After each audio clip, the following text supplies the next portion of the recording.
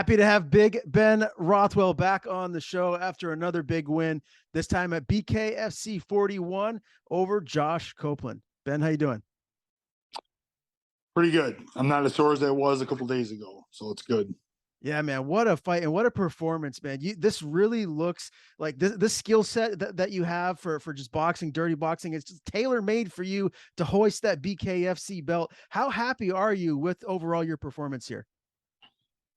Yeah, the very first time I watched the fight, it was quite, I was just watching it fast and I was uh pretty down on myself. I didn't like getting hit at all. I didn't like getting hit first 10 seconds of the fight, which most of the damage came from. I thought I was like slow, listening to some of my opponents. They were doing videos talking shit on me. They thought I sucked. They're this and that. So I was kind of like listening. I'm like, oh man, I was slow and sluggish. Now that I've gotten home and sitting down and reevaluated the fight, I'm like, those guys are fucked. Like, what were they watching? Because they don't want to fight me. Like, who the hell wants to deal with that? As soon as I settled in, I owned the next two to rounds 2 and 3. Not like I lost the first round bad. He caught me a couple times, but I was in his face the entire fight. The entire fight, I imposed my will. It's just the rounds 2 and 3, I really, really took over the fight. Now that I've watched it, after the first time I dropped him in the second round, boy, did the fight really start to turn around after that. I think it was the first time he really started to feel my power. There was an exchange where I kind of jumped at him and he moved against the cage and I hit him right in the side of the head with a hook. And you could just see those shots just kept taking more of his life force away. And then once the clinch got applied, especially the third round, the third round was almost 2 full minutes of me just battering all parts of his body that I could legally hit. So, yeah, good luck, guys. Talk all the shit you want, man. It was brutal. Like if I was a family member of Josh Copeland, I would like throw in the towel, stop the fight, because you landed everything on him.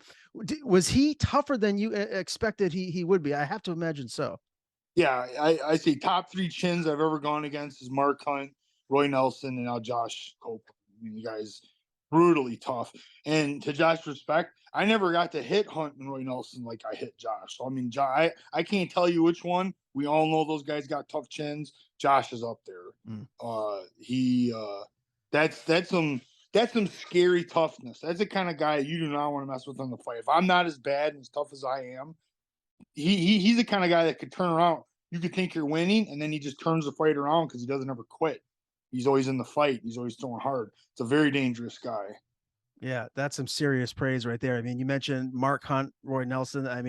It doesn't get much tougher than that unless you're Ben Rothwell. That he did land an overhand right early. It opened up a big cut over, I believe it was your right eye. How much did that affect you, Ben? I luckily didn't know if the cut or anything until like later in the round. I was like, I'm like, oh man, I think I got cut. Obviously, I sat down for the stool, and then I knew for a fact I had a cut. I had some issues with my arms too.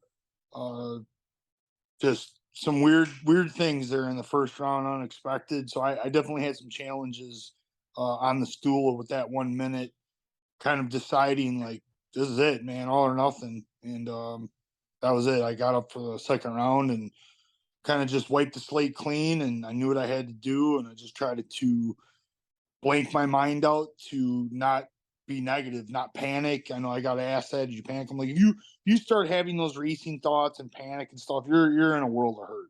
Like, this is the wrong place to have that stuff going. So I just focused, cleared my mind, and I came out and acted more myself in the second round. And you could see on your face you're still wearing it. And this fight we're closing in on a week ago now. What was that recovery time like? How did you feel a day or two after the fight? I wouldn't want to fight that night again. So I don't foresee any bare knuckle tournaments in the future of any sort whatsoever. They better have a whole bunch of guys ready on standby. So I could easily say no, I wouldn't have not been up for another fight. I've always prided myself on my hands, not wearing hand wraps, things of that sort. I've never, ever, ever had my hands be this sore, both of them. I actually I think his tooth went through my left knuckle. It almost looks like it was a hole. in my knuckle. So I got it cleaned out. I got X-rays. I'm good, but it's pretty gnarly. I've never had that happen before either. So I just, man, the toughness of that guy. Uh, Luke Rockhold got hit. You know, I don't know, by a smaller guy. I don't know. You get hit just right on the teeth, but the guy lost teeth. Yeah. And I hit Copeland in the teeth multiple times. So it's like, I don't want to see that happen to anybody. I'm just trying to win the fight, but damn. Yeah, I'm glad you We're, mentioned that because I was going to ask you about just about that, about Rockhold's, teeth chipping and just the dangers of this particular, style of combat sports versus, MMA. Do you feel like the more that you're doing it now, do you feel like there's more dangers, or do you still feel like there's just so many more ways you can get seriously hurt fighting MMA? I like, there's a combination of not wanting to overthink it, but at the same time, I try to be respectful of it. I know what going against heavyweights is like already with MMA gloves on and boxing gloves. Here we're gonna do bare knuckle, so I understand. I don't need. I've been hit by some very powerful people through my career. I don't need like that lesson. I know I don't want to get hit, but me doing the hitting, like the dangers that come into that, I've always tried to be really big on precision, aim my shots, don't recklessly. I don't want to hit the wrong things, but it's never been more evident as now. Like this is really got to be practiced. Yeah, there's a lot of dangers on both sides. Your offense and defense, you can get hurt, and you know there's a learning. I learned a lot. I'm gonna tell you that I learned a lot in this fight. It's crazy to think I'm doing this for 24 years. How can I keep learning? I learned a lot. Learned a lot about my defense, about myself. So just a great fight. What did you think of the Colorado crowd and just the venue on the evening? I've been in some good arenas. I've had some crowds erupt for me. Nothing like that ever. Chael Sonnen texted me. He's like, dude, I've never ever heard a crowd roar like that for you. So I could only be blessed and just happy, and hats off to them. I said we can't uproot Las Vegas. We know that that's called the fight capital, but Denver's got to be number two because I've never been in front of an arena like that before.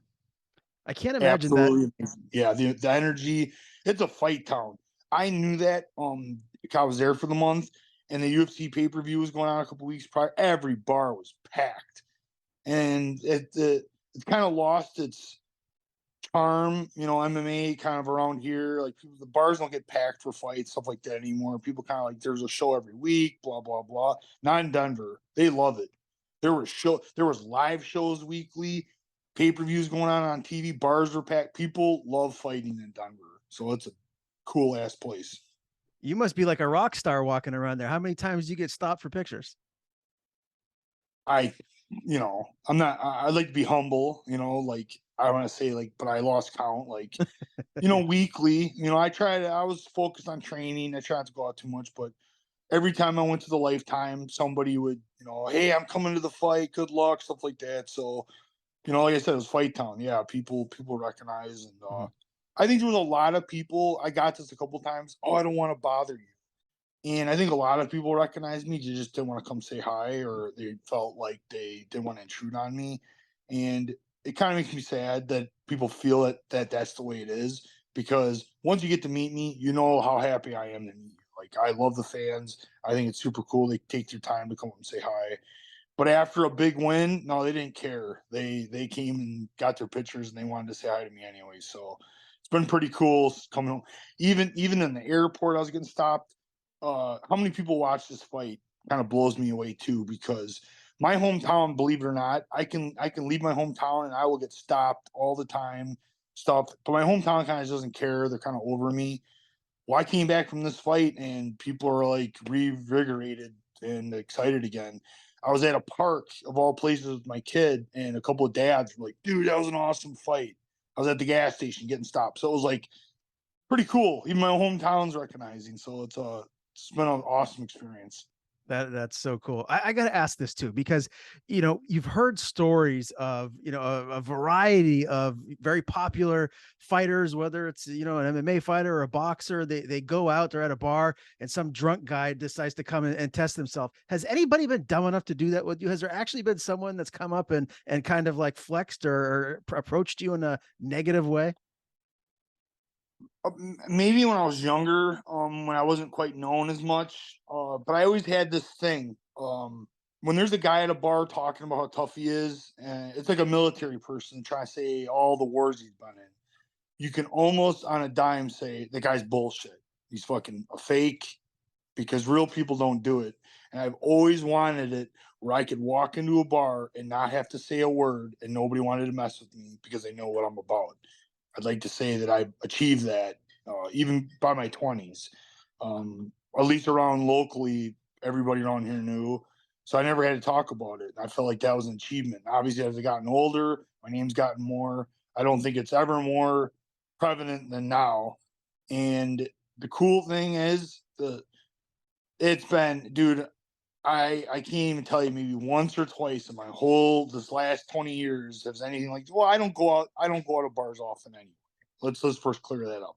On one hand, I can tell you how many times I drink a year. So I don't really do that lifestyle. So that probably helps.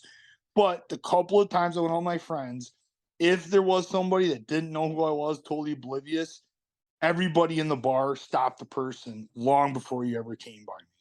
So I feel like I have that respect from the people around me too. Like nobody would even let some clown like that get close to me. So I'm blessed to have that as well. Okay. Great answer. I appreciate you talking about that a little bit. I got to ask you too, man. Conor McGregor was in attendance for BKFC 41. That in itself just brings even more eyeballs because, let's face it, he's still the biggest name in combat sports, even if he doesn't hold a current title. Did you get a chance to talk to him at all? And what do you think it means for the promotion to have someone like that cage side at their events? He had like a bubble around him. No, I didn't get within 10 feet of him.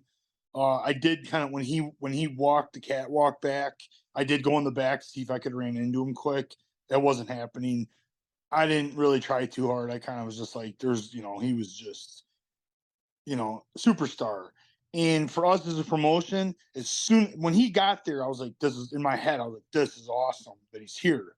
But then when he got into the cage and I was into the ring, I was telling everybody around me, I'm like, dude, this is so awesome for BKFC and for all of us. He's bringing eyes on us right now. He was nothing but complimentary, said just a bunch of great stuff for us. So I can't even tell you what the value of that was. You know what I mean? It was epic and it was really really cool. Yeah, And I know it meant a definitely. lot to me and every single fighter that fought that night. Have you ever tried to do the Vince McMahon or the Conor McGregor walk where he flips his have you ever tried that before? And if not, I think the fans would love to see Ben Rothwell do that after a big win. I think people I remember after I knocked out Overeem, I had my jig, they called it. I gotta bust one of those out again, I think. Yeah, it's Gotta be just original. Gotta be original, man. yeah. Okay, fair enough. I just feel like something like that would make you even more endearing to the fans, even bring more people over to the Ben Rothwell fan club. Oh, I got plans. Don't worry. Okay, good. I wanted to ask you too about Chris Camozzi, man. He's 2-0 now in BKFC as well. He's fighting at a weight class here below you. What do you see from him as far as moving forward, maybe getting a title shot against Hunt? Super talented. From day one when I came to BKFC, Chris has been nothing but respectful and accommodating and reached out to me. Anytime I'm in Denver, he's like, hey, man, you want to go here? You need to do this, do that. So, super cool guy. For not even, I've only had him in passing in the UFC. So, I really didn't know him that well. And he just really made himself available and was super cool to me, very, very welcoming. So, I can only wish nothing but the best for him. And he's talented. Like I said, he's one of the that he has to be proven out one of the better guys at that weight class. And he's got some name. He's got popularity. He's got people. So those are all good things to go into getting a title fight, I believe. And I would not be surprised in the slightest if it happens And if he doesn't happen right away, then it's got to be after, I'd say, another win. Then I would say he's in. Yeah, he's a great guy. He's a lot of fun to interview too. Hopefully, you get a chance to spend a little time with him. He really is a class act. Before we transition into the perfect time frame for you next, and what a matchup with Alan Belcher would look like, I wanted to ask you: has anything changed in your camp? Anyone new around you that you're really working with a lot? I've been able to add a couple more heavyweights. So getting a room full of heavyweights is no easy task. In fact, a lot of gyms today there'll be a heavyweight and then all the other weight classes. And for me, I got a guy that's bigger than me. In fact, they're both taller than me, and that's pretty cool to have. I'm known Big Ben, so to actually have some guys that are can push me around and give me what I need. One of them is a former MMA guy, but he's just been doing nothing but boxing with me for the last several years. The other guy is a Golden Gloves champ, pro boxer, so he's just straight up meant for this. So between just those two alone, I get a lot of good work, and we got a national champion that's looking to come start working with us again. I've sparred with him before, but he's looking to come in full time. So we're gonna have a really good crew. Besides, I have a full MMA team that I spar with all the time, all the weight classes. I like training with the smaller guys because I work on movement, not trying to hit them hard. I work on my speed, my conditioning, defense. So I feel like they really help round me out as well. Alan Belcher has to be next, right? What has David Feldman told you? I think it would just be bad business to not have you in a title fight for your next fight. Yeah, nothing. I haven't heard. I just put it out there. I don't feel like anybody would question it. I think a lot of people are asking for it. I think I got a lot of people excited to see me go for it. At the end of the day, I don't know. I hear things about Juggernaut is really asking for it. Lorenzo Hunt really wants that chance to be a 3 division champ. I'm just gonna burst this bubble real quick though. I like Lorenzo's awesome, super cool. What a talented guy, super cool. But I got burst this bubble about that third shot. You're gonna go after a guy that fought formerly 185 pounds, and he's 220. Belcher has done nothing but complain so far that he's only 220 pounds. Wants me to come down in weight. I'm like, I'm a heavyweight. If you don't want to fight a heavyweight, then what are you doing in this division? You know, he was the smaller guy that felt he's seen a lot of holes in that before I got here. He's seen a lot of holes in the heavyweights. He knew that, hey, it didn't matter if they were big, they're not talented. You hit them, they're going to go down. He's pretty much right. Well, that changed when I got here. I'm a real heavyweight. So I think Lorenzo's kind of licking his teeth because he's almost as big as Belcher. He's not fighting a real heavyweight. But he gets to beat Belcher, well, then he gets to say he won the belt. My problem with this whole thing is that's the heavyweight division getting used up. It's getting abused and used in a wrong way. Let a real heavyweight come in. Like, listen, Belcher beats me. Okay, dude, you're fucking there. You go. You can take on tough dude, big, real heavyweight. But I don't think it's gonna happen. And that's why I need to mark my claim. I'm gonna be the real heavyweight of the heavyweight division. And then these guys can figure out if they want to fight a heavyweight or not. Yeah, So I think the fight with me needs to happen first and foremost. Let a real heavyweight take over this division and give it respect again. makes sense to me. I mean, I remember Alan Belcher from his days in the UFC, and he fought at middleweight, and you know you got a 5 inch reach advantage on him. You're 2 inches taller, and you're just a much bigger guy. So I agree with you. I feel like that's what should be next. They up to either that or he can vacate and he can go try to be a 205-pound champ and fight Hunt there and let me fight one of these other bigger guys. I don't even care. Whatever they want to do, I'm ready. I'm going to do it. But more with you, more and more of you guys saying what you're saying, I think you're going to help push it to happen. I don't know what the time frame is. I heard Belcher's looking at July, but ultimately the promotion's going to call the shots. I think they're taking in BKFC 41. They probably got to get their numbers in. They got to figure out what's next. And I'm excited because I think it's going to be big. If they came to you and asked you specifically, what's the best time frame for you? What would that be? Well, the night of in the back room, I kind of came at Dave and I was like, "Yo, you're gonna get me into a fight?" And he's like, "Yeah, I'm gonna have you fight in 1 year." I'm like, "I'm gonna retire." So we laughed, and he was like, "Well, maybe 7 months, or maybe we can make something happen." Here's the problem: I have a baby girl on the way in the end of August. My wife's like, listen, I'm letting you do this stuff, but I need you September, probably October. She's like, I gotta have help. I gotta be here. Fine. It's understandable. So that puts me in November. That's typically so far both my fights at BKFC been 7 months, and that would put me at 7 months. So November. Belcher's trying to fight sooner than that. So if I, whatever, pushed it along, I talked to Dave. He said, yeah, maybe we could do beginning of August. He, obviously it's the night of. I'm sure he had no idea really what they're dealing, what they're looking at. But that would be good. Either do it before the baby in beginning of August, or we'll do it in November. Well, congratulations on the upcoming addition to the family. That's fantastic news, Ben. It's always great talking to you, my man. You're clearly a legend in the sport, but you're also a great interview, a great guy to talk to. I appreciate your time as always. Before we do sign off, I want to give you the floor. Please tell people where they can follow you on social media. If you have anything to plug, anyone to thank, the floor is yours. Appreciate it. Rothwell Fighter is my Instagram, Facebook.